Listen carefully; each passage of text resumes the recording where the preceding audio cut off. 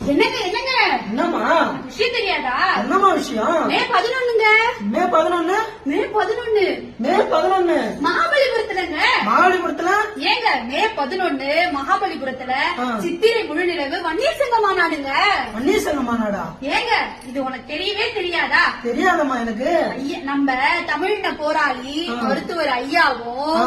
108 ஆம்புலன்ஸ கொடுத்தவரு, polio ஒழிச்சவரு நம்ம அன்புமணி ராமதாஸ் அண்ணனும் ஆ. சேர்ந்து மகாபலிபுரத்துல சித்திரை முழுநிலவு வன்னியர் சங்க மாநாடு நடத்த போறாங்கங்க.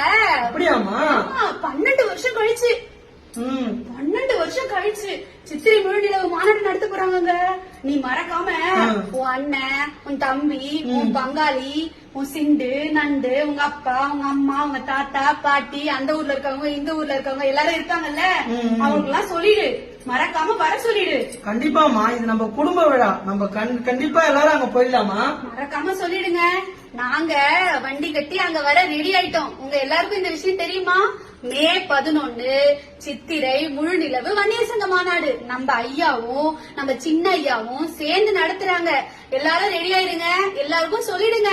சீக்கிரமா வண்டி புட்டி வாங்க. நாங்க அங்க வெயிட் பண்றோம். உங்களையும் எதிர்பார்ப்போம்.